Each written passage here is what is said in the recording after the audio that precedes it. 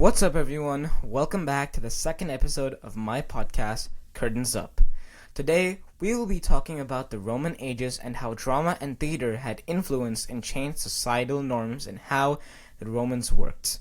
If you missed the last episode, I strongly recommend you go check it out, as it'll explain a lot about how this podcast works. Without further ado, let the show begin. Quem Deus vult perdere, prius dementat. This famous line from Seneca's play Phaedra encapsulates the essence of Roman tragedy, the inevitable downfall of characters at the mercy of divine forces. Roman theater reflected human struggles and emotions, themes that continue to captivate audiences today.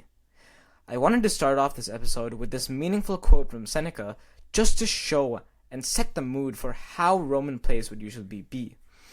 Roman plays are usually grim, which does match the area they were settled in. To the ancient Romans, theater was more than entertainment. It was a cultural cornerstone that mirrored society, politics, and values.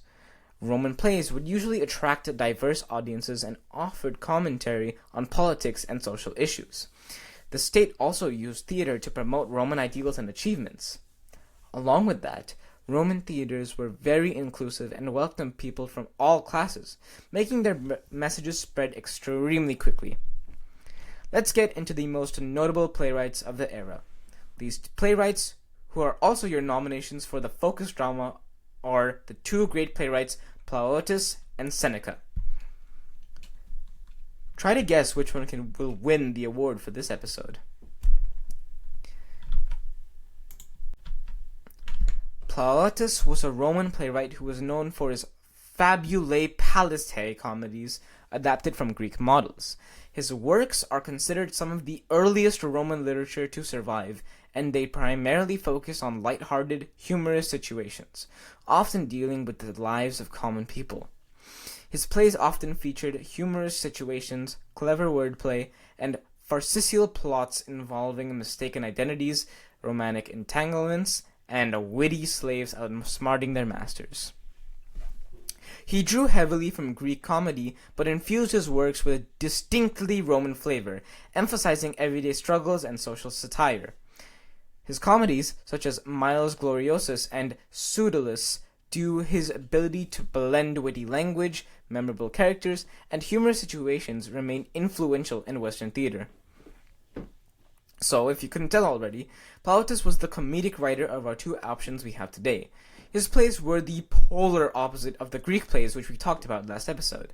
Shameless plug, but if you haven't seen the last episode, you should totally do so.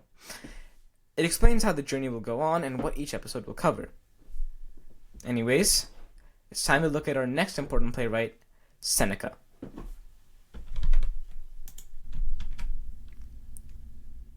Seneca, a Roman philosopher and playwright, is known for his dark, intense tragedies that profoundly influenced later Renaissance playwrights, including Shakespeare.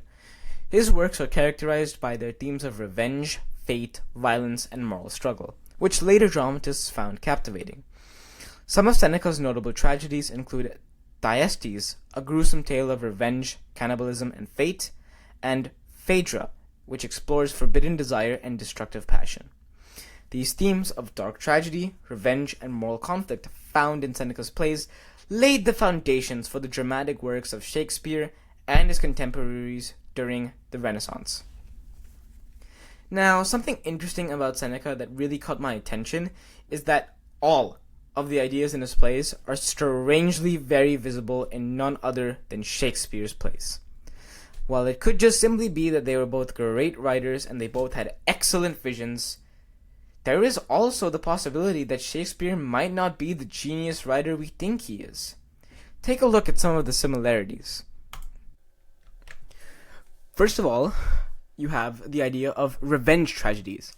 Many of Seneca's plays revolve around revenge, a theme that was central to later works like Shakespeare's Hamlet. Seneca's influence is particularly evident in the structure of revenge plays, where protagonists are driven by a desire for vengeance, often leading to their downfall. Then, there's also violence and the supernatural. Seneca's tragedies are filled with brutal violence and gruesome depictions of death. This can be seen in plays like Macbeth and Titus Andronicus, where violence and dark forces dominate the plot. You also have moral philosophy and stoicism. Though filled with dark themes, Seneca's plays also reflect his stoic philosophy, with characters often contemplating fate, destiny, and the limits of human control. Shakespeare's characters, such as Brutus and Julius Caesar, echo this stoic contemplation of fate and human will. And finally, you have soliloquies and rhetoric. Seneca's use of long introspective monologues and rhetorical speeches to explore psychological depth influenced the soliloquies in Shakespeare's works. Hamlet's famous "to be or not to be" soliloquy, for instance, mirrors the inner torment and philosophical musings found in Seneca's characters.